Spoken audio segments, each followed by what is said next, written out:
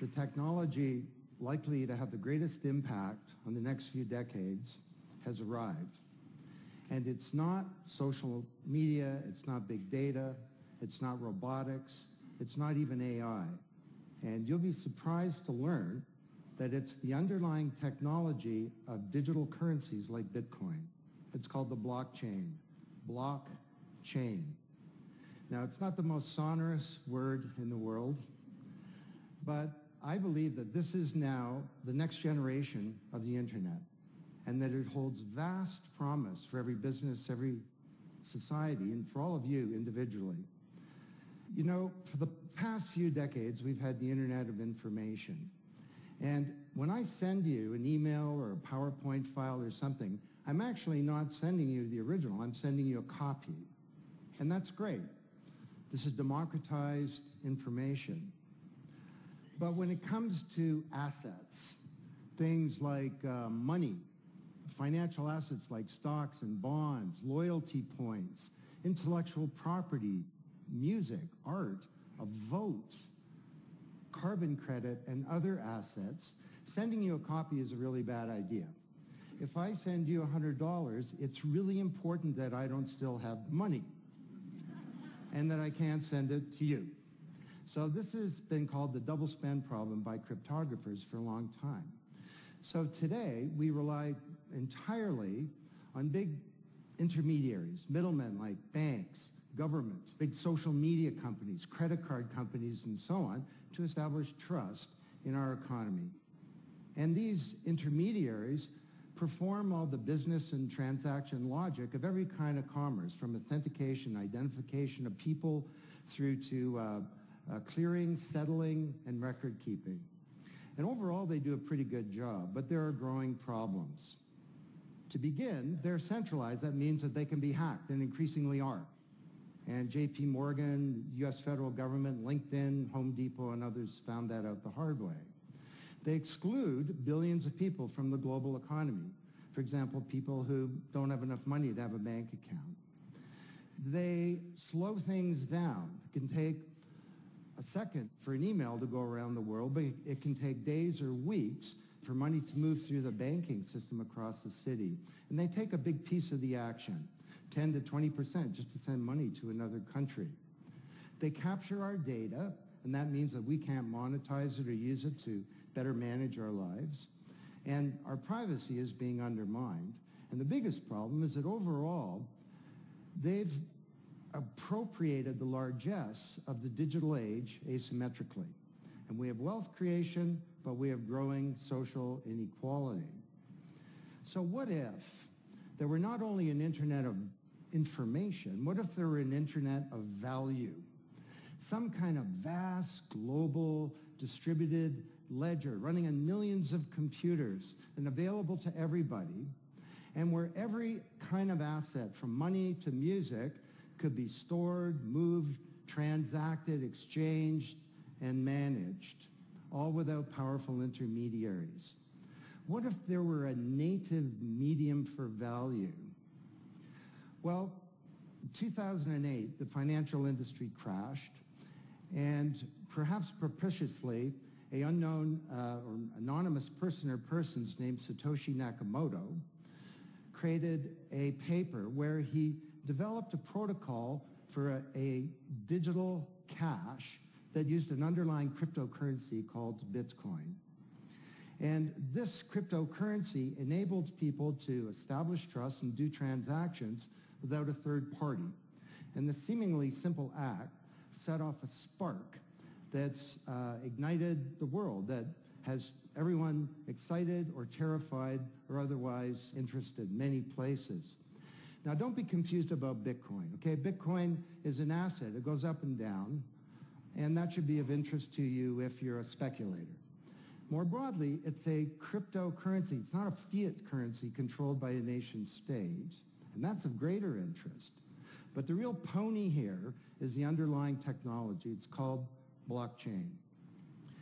So, for the first time now in human history, people everywhere can trust each other and transact peer-to-peer. And trust is established not by some big institution, but by collaboration, by cryptography, and by some clever code. And because trust is native to the technology, I call this the trust protocol. Now, you're probably wondering, well, how does this thing work? Fair enough. Assets, digital assets like money to music and everything in between, are not stored in a central place, but they're distributed across a global ledger using the highest level of cryptography. And when a transaction is conducted, it's posted globally across millions and millions of computers. And out there around the world is a group of people called miners. These are not young people, they're Bitcoin miners. And they have massive computing power at their fingertips, 10 to 100 times bigger than all of Google worldwide. And these miners do a lot of work. And every 10 minutes, kind of like the heartbeat of a network, a block gets created that has all the transactions from the previous 10 minutes. And then the miners get to work trying to solve some tough problems. And they compete. And the first miner to find out the truth and to validate the block is rewarded in digital currency, in the case of the Bitcoin blockchain with Bitcoin. And then, this is the key part, that block is linked to the previous block and the previous block to create a chain of blocks, and everyone is time-stamped, kind of like with a digital wax seal. So if I wanted to go and hack a block and say, pay you and you with the same money, I'd have to hack that block, plus all the preceding blocks, the entire history of commerce on that blockchain, not just on one computer, but across millions of computers simultaneously, all using the highest levels of encryption in the light of the most powerful computing resource in the world that's watching me. Tough to do. And this is infinitely more secure than the computer systems that we have today. Blockchain, that's how it works. So the Bitcoin blockchain is just one. There are many. The Ethereum blockchain was developed by a Canadian named Vitalik Buterin. He's 19 years old. And this blockchain has some extraordinary capabilities. One of them is that you can build smart contracts. It's kind of what it sounds like. It's a contract that self-executes. And the contract handles the enforcement and the management, performance, and payment. The contract kind of has a bank account, too, in a sense, of agreements between people. And today, on the Ethereum blockchain, there are projects underway to do everything from create a new replacement for the stock market to create a new model of democracy where politicians are accountable to citizens. So to understand what a radical change this is going to bring, let's look at one industry, financial services. You recognize this? Rube Goldberg machine. It's a ridiculously complicated machine that does something really simple, like crack an egg or shut a door. Well, kind of reminds me of the financial services industry, honestly. I mean, you tap your card in the corner store and a bit stream goes through a dozen companies, and each with their own computer systems, some of them being 1970s mainframes, older than many of the people in this room. And 3 days later, a settlement occurs. Well, with a blockchain financial industry, there would be no settlement because the payment and the settlement is the same activity. It's just a change in the ledger. So Wall Street and all around the world, the financial industry is in a big upheaval about this, wondering, can we be replaced, or how do we embrace this technology for success? Now, why should you care? Well, let me describe some applications. Prosperity. The first era of the Internet of Information, brought us wealth, but not shared prosperity, because social inequality is growing. And this is at the heart of all of the anger and extremism and protectionism and xenophobia and worse that we're seeing growing in the world today, Brexit being the most recent case. So could we develop some new approaches to this problem of inequality? Because the only approach today is to redistribute wealth, tax people and spread it around more. Could we pre-distribute wealth? Could we change the way that wealth gets created in the first place by democratizing wealth creation, engaging more people in the economy, and in ensuring that they got fair compensation. Let me describe 5 ways that this can be done. Number 1, did you know that 70% of the people in the world who have land have a tenuous title to it? So you got a little farm in Honduras, some dictator comes to power. He says, I know you got a piece of paper that says you own your farm, but the government computer says my friend owned your farm. This happened on a mass scale in Honduras, and this problem exists everywhere. Hernando de Soto, the great Latin American economist, says this is the #1 issue in the world in terms of economic mobility, more important than having a bank account. Because if you don't have a valid title to your land, you can't borrow against it, and you can't plan for the future. So today, companies are working with governments to put land titles on a blockchain. And once it's there, this is immutable. You can't hack it. This creates the conditions for prosperity for potentially billions of people. Secondly, a lot of writers talk about Uber and Airbnb and TaskRabbit and Lyft and so on as part of the sharing economy. This is a very powerful idea that peers can come together and create and share wealth. My view is that these companies are not really sharing. In fact, they're successful precisely because they don't share. They aggregate services together and they sell them. What if rather than Airbnb being a $25 billion corporation, there was a distributed application on a blockchain, we'll call it B Airbnb, and it was essentially owned by all of the people who have a room to rent. And when someone wants to rent a room, they go onto the blockchain database and all the criteria sift through, help them find the right room, and then the blockchain helps with the contracting, it identifies the party, it handles the payments, just through digital payments are built into the system, and it even handles reputation, because if she rates a room as a 5-star room, that room is there, and it's rated, and it's immutable. So the big sharing economy disruptors in Silicon Valley could be disrupted, and this would be good for prosperity. Number 3, the biggest flow of funds from the developed world to the developing world is not corporate investment, and it's not even foreign aid. It's remittances. This is the global diaspora, people who've left their ancestral lands, and they're sending money back to their families at home. This is $600 billion a year, and it's growing, and these people are getting ripped off.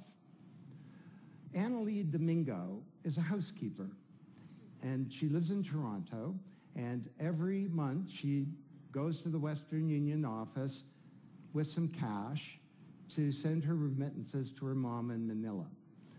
It costs her around 10%. The money takes 4 to 7 days to get there. Her mom never knows when it's going to arrive. It takes 5 hours out of her week to do this. 6 months ago, Annalie Domingo used a blockchain application called Abra.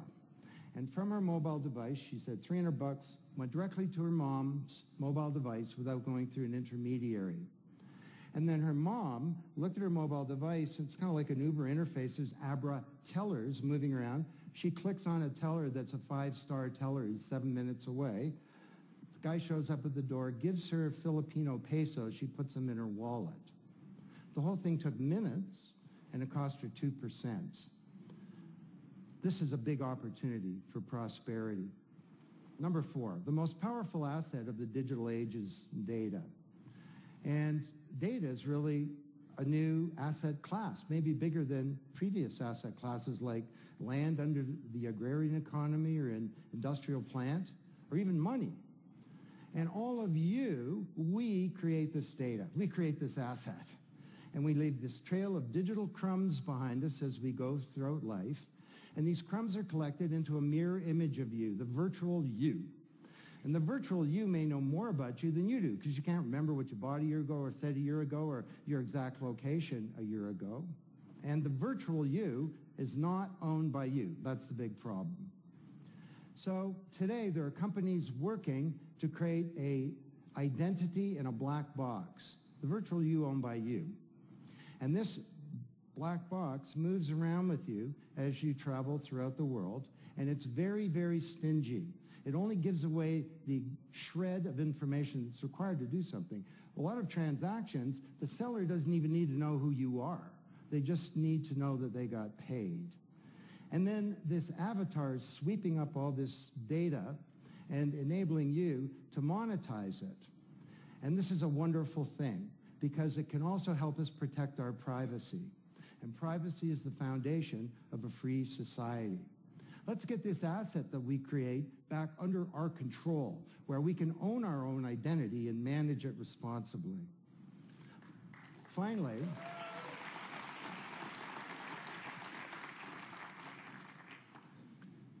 number 5, there are a whole number of creators of content who don't receive fair compensation because the system for intellectual property is broken. It was broken by the first era of the internet.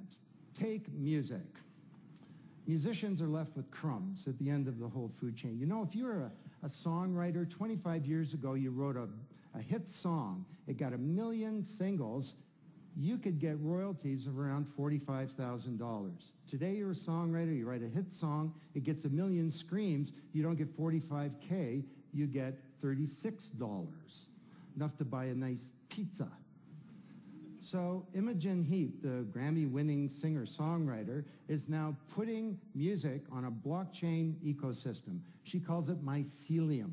And the music has a smart contract surrounding it. And the music protects her intellectual property rights. If you want to listen to the song, it's free, or maybe it's a few microcents flow into a digital account. You want to put the song in your movie, that's different, and the IP rights are all specified. You want to make a ringtone, that's different. She describes that the song becomes a business. It's out there on this platform, marketing itself, protecting the rights of the author, and because the song is a payment system, in a sense, a bank account, all the money flows back to the artist, and they control the industry rather than these powerful intermediaries. Now, this is